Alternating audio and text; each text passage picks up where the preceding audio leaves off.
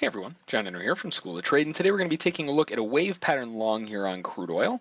Let me get my targets in place here. 16, we'll go to 14, and then final target back all the way up at 31. So just looking for a wave reversal off of these lows. We saw a nice move down, and that move down really caught a lot of pressure down here. And initially it looked like we were just going to continue back down again, but with this large of a spike rise higher, typically that means that there's quite a bit of strength to the upside, and the fact that we pulled straight back into the trigger zone and are now bouncing back higher again, it gives a lot of emphasis back up again. So 4 contracts long at 47.77, looking for the first target at 97, which is a relatively decent sized move. After that, we're looking at 48.14 and then back up to 48.31 if it can get that final, bigger runner there.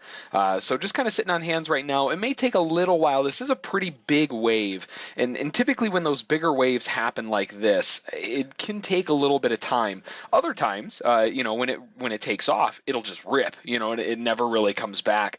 But we've got the trade ready to go. We're all locked and loaded at 77. First target coming off at 97. That's going to be 20 ticks. Now 2 off there, so it'll be 40.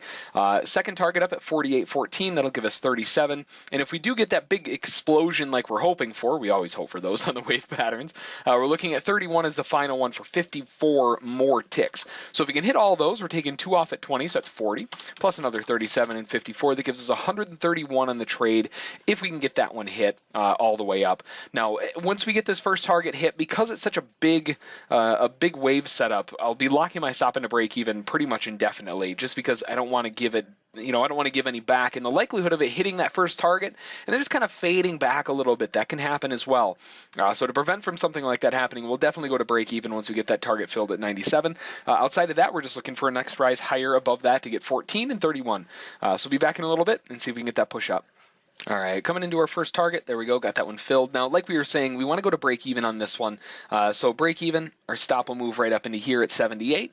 I got that target filled at 97, just looking for more continuation up to 14 and then to 31. Now, I will be looking to potentially lock my stop in where I can on this way up, just to be a little bit safer on the move. It is a relatively large wave, and sometimes with these larger waves, what it'll do is it'll go just a tick above that previous swing right now at 03.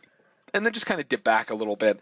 So we don't want to really deal with that since our target's up at 14. We definitely want to make sure that we're locking in as we go, just because of the possibility that it could just pull right back on us.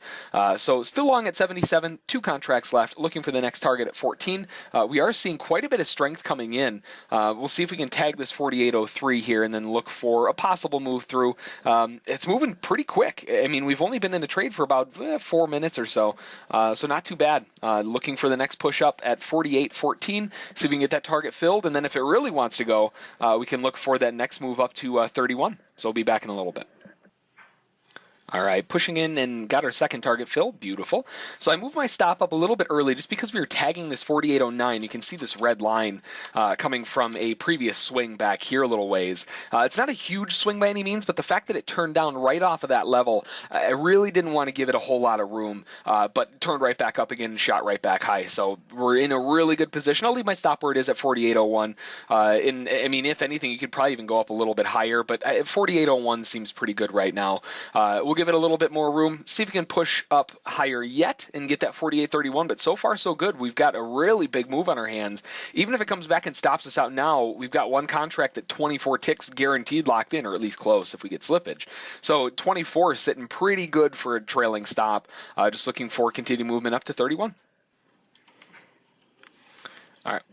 Wow. Okay. Had a huge block of volume come in and got us filled up here at 31. Just a massive chunk of just volatility coming in there. Just shot right through it. So we got that final target filled. Beautiful run higher here. We're locking our stop in along the way just because, again, the likelihood of these coming back on you can be pretty high. And you don't really want to give it room with these big, this big of a wave here. But overall, worked out picture perfect. 131 ticks. And it looks like there's even more strength to the upside. It's just a rocket ship right now. So 131 ticks on 4 contracts. Beautiful move up. If you have any questions about it, feel free to send an email to School of Trade. Don't forget to check out our trial at schooloftrade.com. And as always, we'll catch you next time.